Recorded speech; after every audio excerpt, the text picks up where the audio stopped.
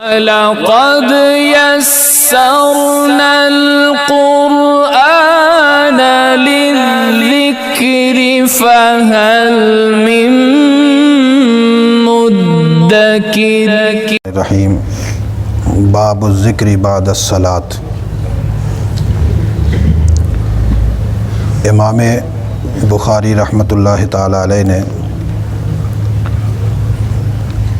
باب کو عنوان دیا ہے نماز پڑھنے کے بعد اللہ کا ذکر کرنا۔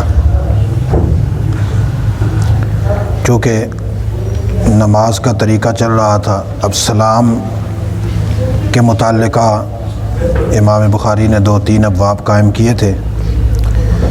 جب آدمی نماز سے فارغ ہوتا ہے اور اس کی علامت یہ ہوتی ہے کہ دائیں طرف اور بائیں طرف سلام پھیرتا ہے۔ سلام پھیرنے کے بعد کیا ذکر کرنا چاہیے یا نہیں؟ امام بخاری رحمۃ اللہ تعالی علیہ اس باب سے یہ بات ثابت کرنا چاہتے ہیں کہ جب آپ نماز سے فارغ ہوئے تو کہیں اس دھوکے میں نہ پڑ جانا کہ نماز بھی تو ایک ذکر ہے، لہٰذا نماز کے بعد مزید ذکر کرنے کی ضرورت نہیں۔ جیسا کہ ہمارے ماحول معاشرے میں بعض جہلاء نماز پڑھتے ہی، بالخصوص فرض نماز پڑھتے ہی، سلام پھیرتے ہی اٹھ کر بھاگ جاتے ہیں۔ یا آپ نے دیکھا ہوگا کہ بالکل جانور کی طرح کبھی یوں منہ کر کے دیکھ رہے ہوتے ہیں، کبھی یوں دیکھ رہے ہوتے ہیں، کبھی یوں دیکھ رہے ہوتے ہیں، اور وہ ان کی سوچ یہ ہوتی ہے کہ جی ہم نے بہت بڑا کام کر لیا، نماز پڑھ لی، اب ہمیں بندر کی طرح یا گدھے کی طرح ادھر ادھر منہ پھیر کر دیکھنا چاہیے، یہ بڑا اچھا کام ہے۔ امام بخاری نے باب قائم کیا کہ جب نماز سے آپ فارغ ہوئے ہیں تو اس کے بعد آپ کو ذکر بھی کرنا چاہیے، اور یہ ذکر کرنا صحابہ اکرام اور رسول اللہ صلی اللہ تعالی علیہ وآلہ وسلم سے ثابت ہے۔ شیخ الحدیث مولانا زکریا رحمۃ اللہ تعالی علیہ کی رائے یہاں پر یہ ہے، یہ جو پہلی بات نقل کی ہے یہ میری رائے ہے۔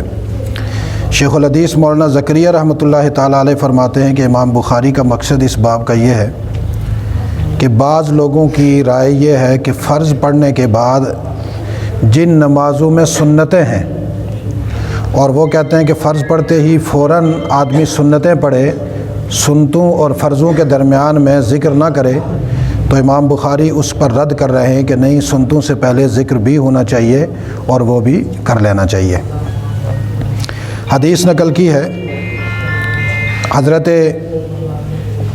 ابو معبد یہ ابن عباس رضی اللہ تعالی عنہ کے مولا ہیں، انہوں نے یہ خبر دی کہ حضرت عبداللہ ابن عباس رضی اللہ تعالی عنہ نے ان کو بتلایا ان رفع الصوت بالذکر حین ینصرف الناس من المکتوبۃ کان علی عہد النبی صلی اللہ علیہ وسلم۔ رسول اللہ صلی اللہ علیہ وسلم کے زمانے میں جب فرض نماز سے لوگ فارغ ہوتے تو وہ اونچی آواز سے ذکر کرتے۔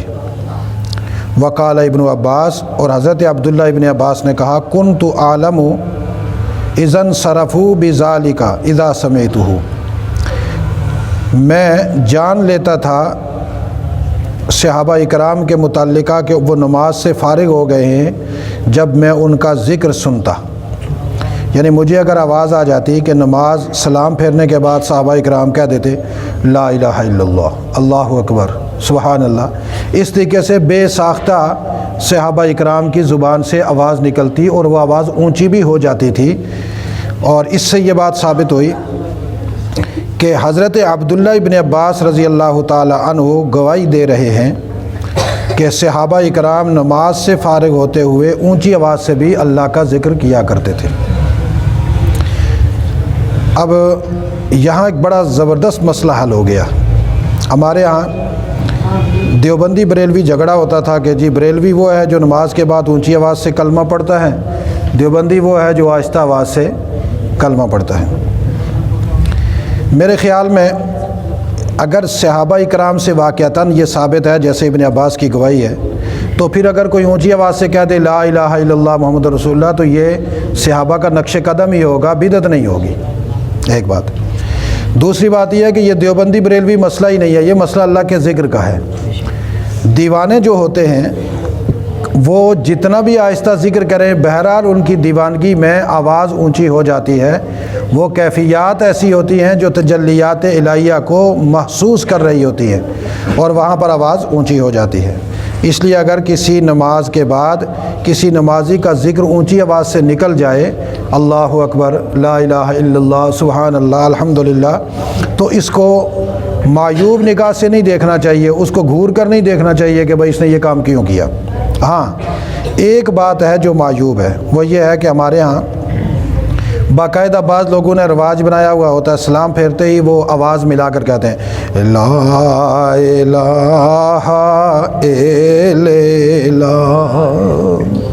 تو یہ جو ہے نا، یہ ڈرامے بازی نہیں ہونی چاہیے، چونکہ یہ ذکر نہیں ہے، یہ دوسروں کو چڑھایا جا رہا ہوتا ہے، ٹھیک ہے نا۔ دوسرے کو چڑھانا، اس کو غضب دلانا یا اس کی نفی کرنا، یہ اللہ کی رضا نہیں ہے۔ اس میں یہ ہے سلام پھیرا، السلام علیکم ورحمۃ اللہ۔ اب اگر کوئی ایسا دیوانہ کہتا ہے لا الہ الا اللہ، سبحان اللہ، الحمدللہ، آواز تو آتی ہے۔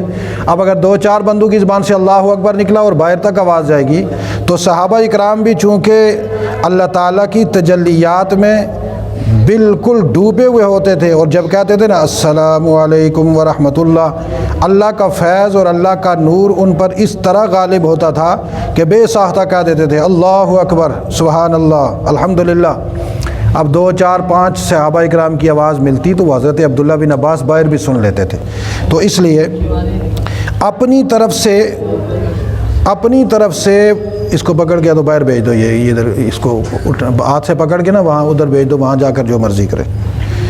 تو اپنی طرف سے بندے کو اس طریقے کا باقاعدہ ایک کیا کہتے ہیں علامت نہیں بنانی چاہیے۔ باقی اگر کوئی آدمی نماز کے بعد اونچی آواز سے بھی ذکر کر جائے تب بھی ٹھیک ہے، اور آہستی آواز سے کرے گا تو تب بھی ٹھیک ہے، وہ بھی حدیثیں آگے آ رہی ہیں۔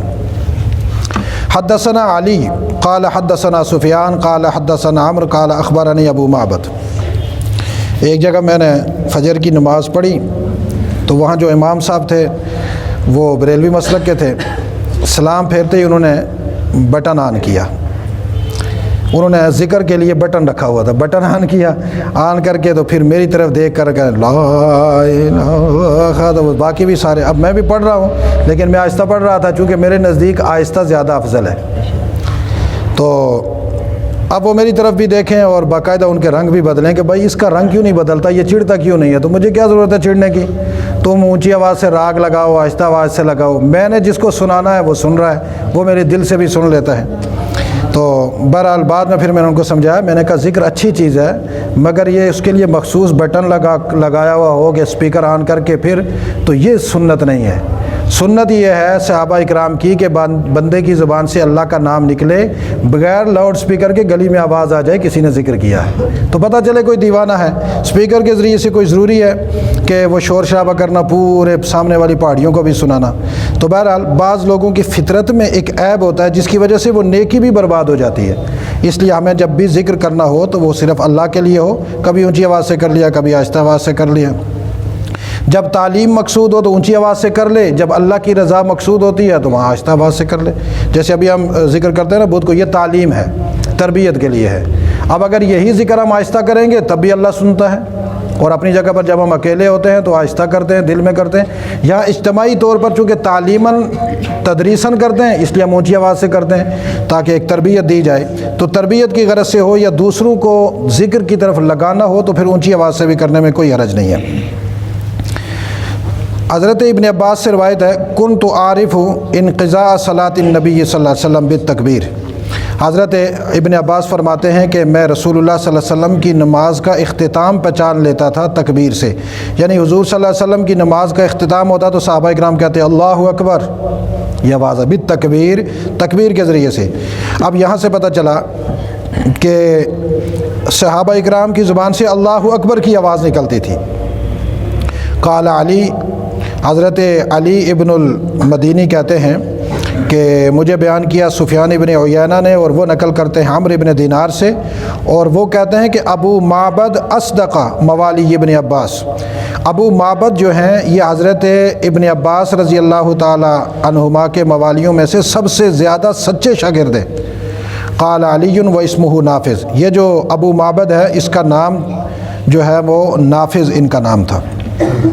آگے والی حدیث ہے، حدثنا محمد بن ابی بکر قال حدثنا معتمر عن عبید اللہ عن سمی عن ابی صالح عن ابی ہریرہ رضی اللہ تعالیٰ عنہ قال، سیدنا ابو ہریرہ رضی اللہ تعالیٰ عنہ کہتے ہیں کہ فقراء صحابہ اکرام رسول اللہ کے پاس آئے، جاء الفقراء الی النبی صلی اللہ علیہ وسلم، جو کمزور نادار صحابہ اکرام تھے وہ آ کر کہنے لگے یا رسول اللہ، یہ جو اہل دثور ہیں، مالدار لوگ ہیں، یہ درجات میں بہت آگے بڑھ گئے، نیکیوں میں بلندیوں کے درجات، جنت میں، اور اس طریقے سے کیوں؟ اس لیے کہ یصلون کما نصلی و یصومون کما نصوم، یہ ہماری طرح نمازیں بھی پڑھتے ہیں، روزے بھی رکھتے ہیں، لیکن وَلَهُمْ فَضْلٌ مِّنْ أَمْوَالٍ، ان کے لیے ایک اضافی چیز یہ ہے کہ ان کے پاس مال ہے، یحجون بہا، وہ اس کے ذریعے سے حج کرتے ہیں، وَيَعْتَمِرُونَ عمرے کرتے ہیں، وَيُجَاهِدُونَ اور جہاد پہ پیسے لگاتے ہیں، وَيَتَصَدَّقُونَ صدقے خیرات کرتے ہیں۔ ہمارے پاس تو نمازیں ہی ہیں اور روزے ہی ہیں، باقی تو کچھ بھی نہیں ہے۔ یا رسول اللہ یہ تو درجے میں آگے نکل گئے۔ فقال، حضور نے فرمایا الا احدثکم، کیا میں تمہیں کوئی ایسی چیز نہ بتاؤں کہ اگر تم وہ کر لو تو تم ان تک پہنچ جاؤ گے، جو تم سے ان معاملات میں آگے نکل گئے ہیں تم ان تک پہنچ جاؤ گے، اور اگر تمہارے بعد کوئی آدمی ان کو نہیں کرے گا تو وہ تمہیں نہیں پہنچ سکے گا۔ اب صحابہ اکرام، فقراء صحابہ اکرام نے فرمایا کہ یا رسول اللہ وہ چیز بھی بتلا دیں کہ ہمارے پاس پیسے تو نہیں ہیں لیکن وہ کام کریں تو جو ثواب یہ پیسوں سے کماتے ہیں وہ ثواب ہم اس عمل سے کما لیں۔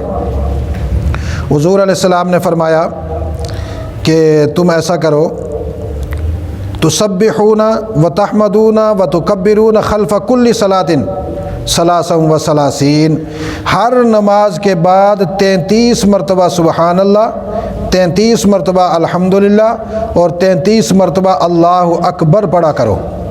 ہر نماز کے بعد جب تم ہر فرض نماز کے بعد یہ پڑھو گے تو نتیجہ یہ ہوگا کہ وہ جو مالدار صحابہ اکرام ہیں جس درجے کو انہوں نے پا لیا اپنے مال کے ذریعے سے، تم اس کے ذریعے سے اس درجے کو پالو گے۔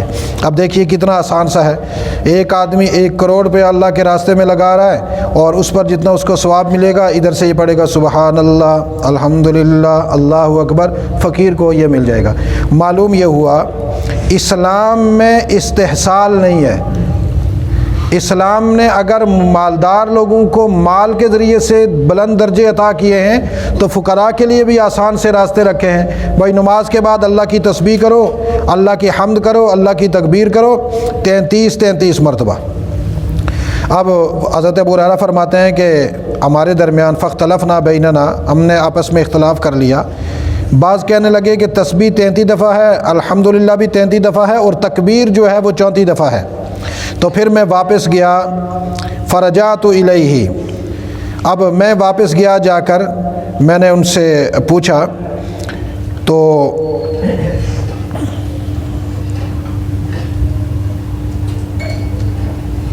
ابو صالح کہتے ہیں کہ میں ابو ہریرہ کے پاس گیا اور جا کر میں نے ان سے پوچھا کہ کیا یہ جو سبحان اللہ الحمدللہ اللہ اکبر اس کی کیا تعداد ہے؟ انہوں نے فرمایا 33 33 دفعہ۔ اب سبحان اللہ بھی 33 دفعہ ہے، الحمدللہ بھی 33 دفعہ ہے، اللہ اکبر بھی 33 دفعہ۔ یہ کتنی دفعہ ہو گیا؟ 99 دفعہ۔ چونکہ اللہ کے مشہور اسماء گرامی 99 ہیں تو یہ تعداد بھی کتنی ہو گئی؟ اسی طریقے سے رسول اللہ کے بھی نام 99 ہیں۔ اب یہ ٹوٹل تسبیح ہو گئی 99 دفعہ۔ ایک بات تو یہ ثابت ہوئی کہ خلف کل صلاۃ، ہر نماز کے بعد یہ تسبیح کرنی چاہیے۔ معلوم یہ ہوا فرض نماز کے بعد اللہ کا ذکر کرنا رسول اللہ کی ترغیب بھی ہے، اور کوئی کمزور فقیر آدمی ہے اس کو درجے بھی اس سے بلند ملتے ہیں اور یہ ذکر کرنا چاہیے۔ یہ کیا کرنا چاہیے؟ اب یہ جو ذکر اب ترغیب دی گئی لا مالا، یہ آہستہ آواز سے ہوگا، کیوں؟ اس لیے کہ بندہ جو پڑھنے والا ہوگا وہ آنکھیں بند کر کے پوری توجہ سے پڑھے گا، گنتی بھی کرے گا۔ اگر وہ شور شرابے سے کریں گے تو پھر گنتی بھی کرنے میں مشکل ہو جاتی ہے۔ بات سمجھ گیا ہے کہ تو وہ جو اونچی آواز سے کرنے والا ہے وہ ایک دیوانی کیفیت ہے، اس پہ مطلب آواز اونچی بھی ہو جاتی ہے، وہ بھی ہو جائے تو کوئی حرج نہیں، لیکن بہترین یہی ہے کہ آدمی آرام سے بیٹھ کر یہ کرے۔ ہمارے فقہ حنفی میں قانون یہ ہے، فقہاء نے، کہ جن نمازوں کے فرضوں کے بعد سنتے ہیں، سنن مؤکدہ ہیں، وہاں پر آدمی مختصر سی دعا کرے، سنتے پڑھے، اور اس کے بعد بے شک یہ تسبیحات پڑھے۔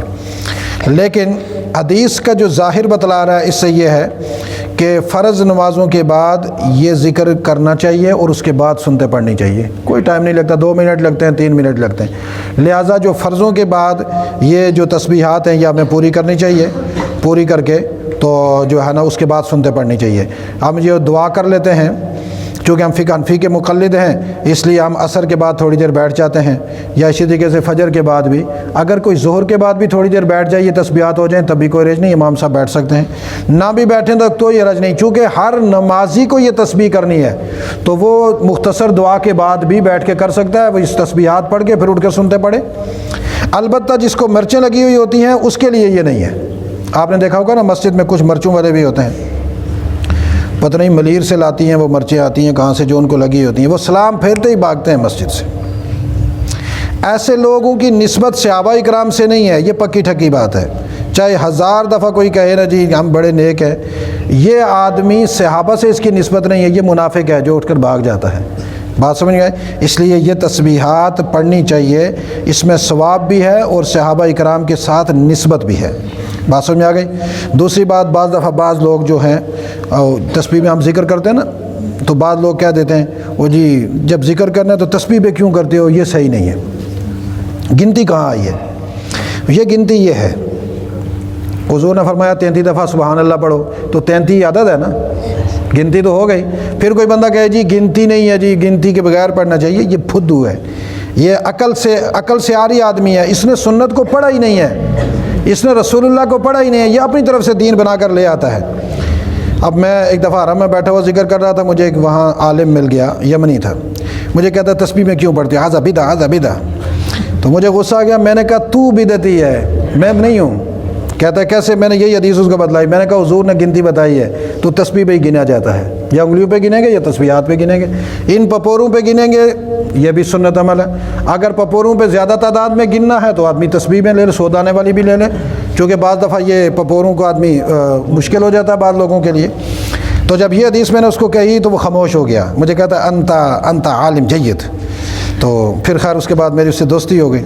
تو کہنے کا مقصد یہ ہے کہ بعض لوگوں کو مسئلے کا پتہ نہیں ہوتا، کسی سے سنتے ہیں، کوئی مرزا ہوتا ہے اس سے سن لیتے ہیں، کوئی کسی مرزائی سے سن لیتے ہیں، وہ پھر مسئلے آگے نقل کرنے شروع ہو جاتے ہیں۔ اسی لیے مسئلے کا قانون یہ ہے کہ وہ عالم جس کی نظر حدیث کی ساری کتابوں پر ہے، صحابہ اکرام کی پوری سیرت پر ہے، رسول اللہ کی پوری سیرت پر ہے، اور کتب فقہ کے اوپر اس کی نظر ہے، مسئلہ وہ بیان کر سکتا ہے، ہر لنڈی بچی مسئلہ نہیں بیان کر سکتی کہ جس نے کوئی کسی کتاب میں ایک مسئلہ دیکھ لیا تو یہ تو جائز نہیں ہے، یہ بدعت ہے۔ ہر چیز بدعت بھی نہیں ہوتی اور ہر چیز سنت بھی نہیں ہوتی، بس جو عمل جہاں جہاں صحابہ اکرام سے جس طریقے سے ثابت ہے وہاں تک ہم کریں گے، اس لیے کریں گے کہ ہماری نسبت صحابہ سے پیدا ہو جائے، اور جو آپ اپنی طرف سے کوئی یدات لگائیں گے وہ اگر تعلیمی طور پر ہیں، تدریسی طور پر ہیں تو کوئی حرج نہیں، وہ بدعت للدین کے زمرے میں آ جائیں گی، لیکن اگر اس کو عین دین بنایا جائے تو پھر وہ ناجائز اور حرام ہو جائیں گی۔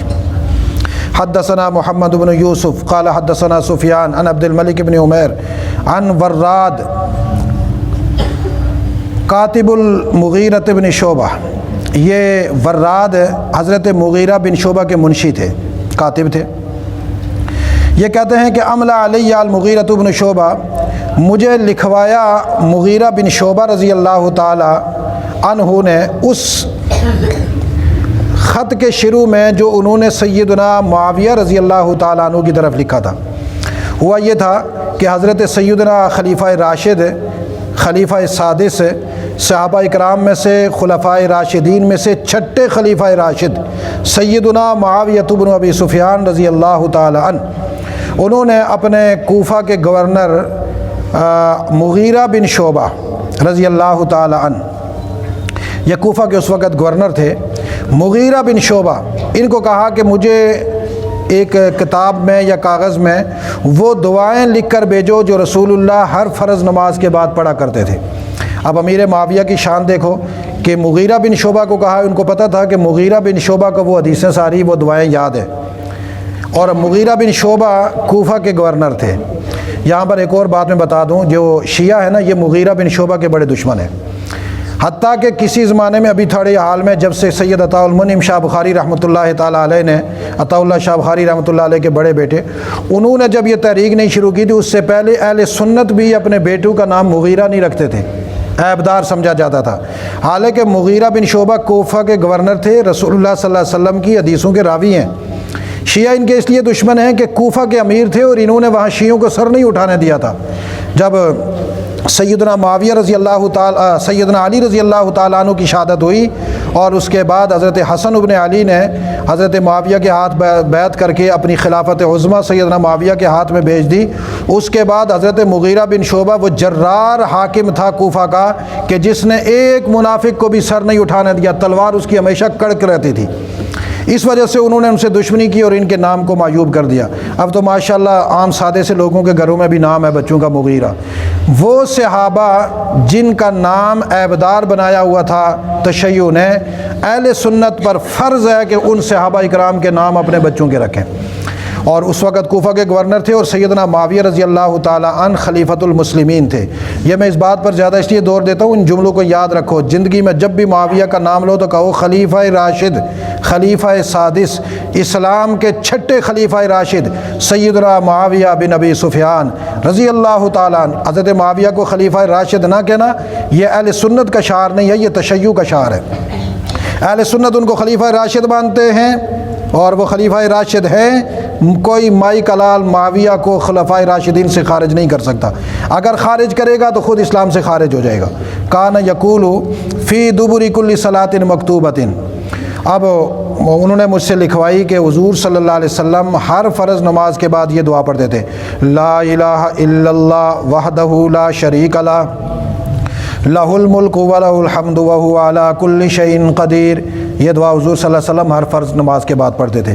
ہمیں یہ یاد ہونی چاہیے، سلام پھیرنے کے بعد یہ دعائیں ہمیں پڑھنی چاہیے، لا الہ الا اللہ وحدہ لا شریک لہ لہ الملک ولہ الحمد وہو علی کل شیء قدیر۔ وہ جو ابن عباس کی روایت میں ہے نا، صحابہ کی آواز آ جاتی تھی، وہ یہی جملہ صحابہ کرام اونچی آواز سے دہراتے تھے، چونکہ اس میں نفی ہے، نفی اس بات ہے، لا الہ کوئی الہ نہیں، نفی ہے سارے معبودان باطلہ کی، الا اللہ میں ایک اللہ کی وحدانیت کا اس بات ہے، اور پھر اس کی ساتھ شریکوں کی نفی ہے، اور اس کی بادشاہت کا اقرار ہے، اور اسی کی حمد کی تخصیص ہے، اور ہر چیز پر قادر صرف ایک اللہ کی ذات ہے، باقی کوئی بھی کسی چیز پر قادر مطلق نہیں ہے۔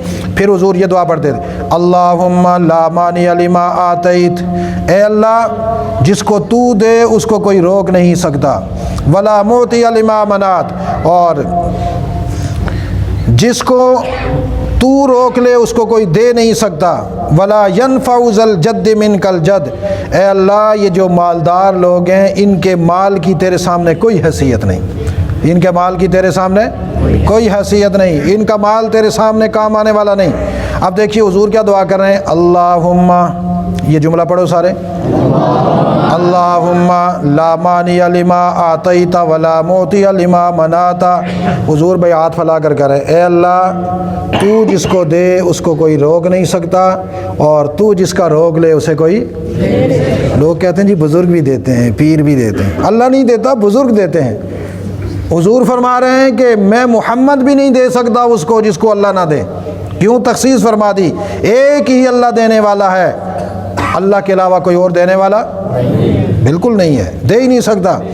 یہ حضور نے اس لیے دعا کی کہ لوگوں کو یہ گمان نہ ہو جائے کہ شاید حضور علیہ السلام بھی کچھ دیتے ہیں، بزرگ بھی دیتے ہیں، پیر بھی دیتے ہیں۔ پیر تو لیتے ہیں، دیتے کہاں ہیں؟ مجھ جیسے پیر تو لیتے ہیں، دیتا کون ہے؟ پیر بھی کبھی دیتا ہے کسی کو؟ ہاں، پیر کی نظر تو جیب پر ہوتی ہے، مریض کی کیا لے کر آیا ہے، اس ہفتے خالی آیا ہے۔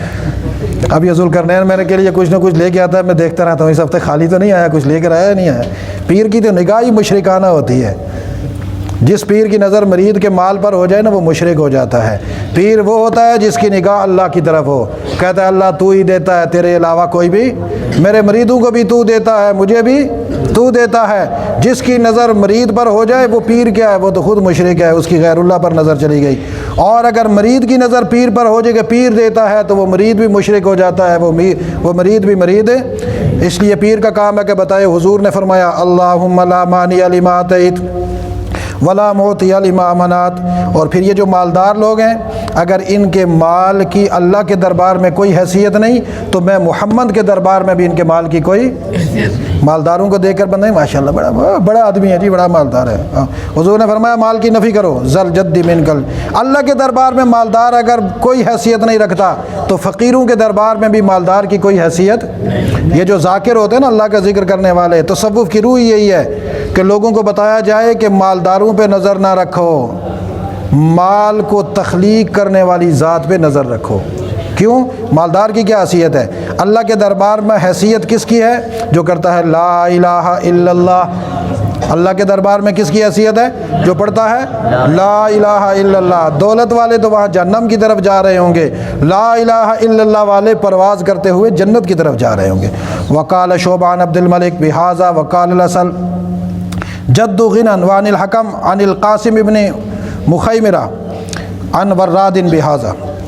اللہ تعالی ہمیں رسول اللہ صلی اللہ علیہ وسلم کی سنت کے مطابق نمازیں پڑھنی اور وہ دعائیں یاد کرنے کی اور ان کو پڑھنے کی توفیق نصیب فرمائے۔ جہاں پر کوئی دعا وغیرہ ہو نا، یہ دعائیں محبت سے یاد کیا کرو، اس لیے یاد کیا کرو کہ یہ پڑھنے سے ہماری زبانوں پر جاری ہوگی تو یہ نسبت ہو جائے گی یا رسول اللہ سے یا صحابہ سے۔ لقد يسرنا القرآن للذكر فهل